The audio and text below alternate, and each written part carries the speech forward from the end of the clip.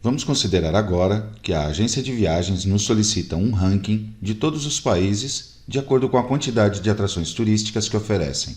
Ou seja, precisamos obter uma lista similar a esta, onde podemos ver todos os países, ordenados do maior para o menor pela quantidade de atrações que têm registradas. Como vemos, cada linha corresponderá a um país, do qual se mostrará seu identificador, seu nome e a quantidade de atrações turísticas que possui. Mas o problema aqui é que temos que ordenar esta informação de acordo com este último valor, que não está na base de dados. Temos que calculá-lo. Como podemos então resolver esta lista? Uma opção, aplicando os conceitos que já sabemos, seria definir um atributo fórmula no nível da estrutura da transação country, e depois realizar um for each com country como transação base, e ordenando do maior para o menor por esse atributo calculado. Recordemos que os parênteses no ou nos atributos indicados na cláusula order definem uma ordem inversa, que neste caso seria do maior para o menor. Esta solução é totalmente válida, mas é válido também resolver um requisito sem a necessidade de adicionar novos atributos a uma transação somente com a finalidade de resolver uma determinada consulta. Então, vamos resolver esta solicitação de outra forma, adicionando novos conceitos que serão muito úteis para casos mais complexos. Comecemos então a falar dos tipos de dados estruturados. Até agora, temos empregado sempre tipos de dados simples. Definimos atributos e domínios de tipo numeric, de tipo character, date, image e etc. Se, por exemplo, queremos agora guardar em variáveis o identificador e nome de um país, então precisamos de duas variáveis. Mas vamos ver a seguir que também temos a possibilidade de ter tipos de dados compostos. Um tipo de dados composto permite armazenar vários dados juntos, em uma única variável.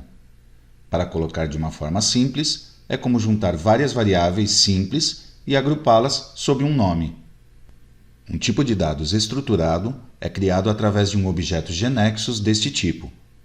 O tipo de dado criado somente poderá, então, ser atribuído a uma variável, nunca a um atributo. No genexus, vamos então criar um objeto de tipo SDT e colocamos como nome SDT Country. Esclarecemos que lhe colocamos o termo SDT na frente porque não podem existir dentro da mesma KB uma transação e um tipo de dado estruturado com o mesmo nome. Recordemos que já temos a transação country. Por enquanto, queremos somente salvar o identificador e o nome dos países. Então, definimos esses itens ou esses membros na estrutura. ID, de tipo numérico, e name, de tipo character. Salvamos. E para esta definição que acabamos de fazer, Genexus criou o tipo de dado SDT Country. Portanto, já podemos começar a criar variáveis baseadas nesse tipo de dado. A pergunta que fazemos agora é: como podemos carregar valores em uma variável estruturada? Bem, já criamos um procedimento para listar os países. Então, vamos para o source para ver como podemos carregar valores. A primeira coisa que devemos fazer é definir uma variável. Então, vamos para a aba de variáveis e vamos definir a variável de nome countryItem.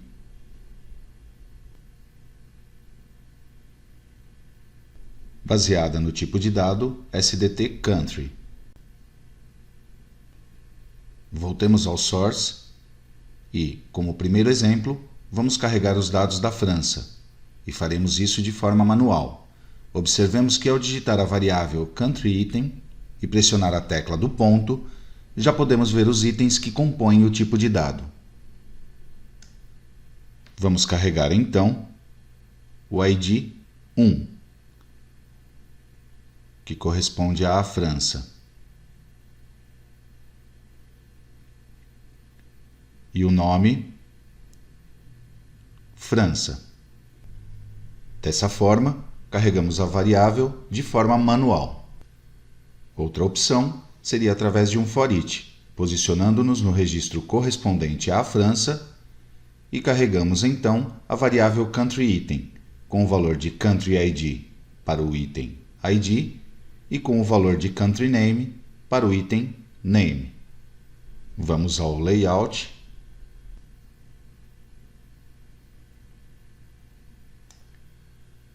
Inserimos a variável, que vemos que é estruturada, e, portanto, vamos adicionar no print block tanto o item correspondente ao ID como ao nome.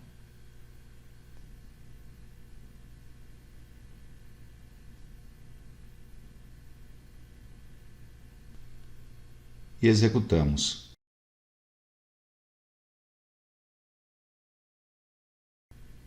Bem, vejamos agora que quando a estrutura que queremos criar coincide totalmente ou em parte com a estrutura de uma transação, podemos arrastar essa transação sobre a estrutura do SDT, sem medo de gerar qualquer tipo de ambiguidade, já que GNexus pode distinguir que uma coisa são os atributos da transação e outra são os itens de um SDT, embora seus nomes coincidam. Recordemos que um tipo de dado estruturado pode ser atribuído somente a variáveis e não a atributos.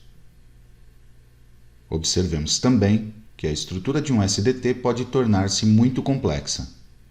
Aqui, por exemplo, cada país tem uma coleção de cidades, e se vê claramente que os tipos de dados dos membros do SDT provêm dos atributos. Vamos pensar agora no seguinte: e se precisamos guardar uma coleção de países? Como podemos fazer isso? Temos duas opções. Uma é definindo nosso SDT como uma coleção, e para isso basta marcar essa caixa que diz isCollection. Desta forma, ao gravar as alterações, GNexus criará o tipo de dado SDT_country para a coleção e o tipo de dado SDT_country.SDT_country_item para o elemento da coleção. Outra forma é deixar o nosso SDT como o definimos originalmente e marcar a coleção no nível da variável definida. No próximo vídeo, falaremos detalhadamente sobre as variáveis coleção. Não enviaremos ainda estas definições para o GNexus Server, porque o requisito solicitado não está concluído. Faremos isso ao finalizá-lo nos próximos vídeos.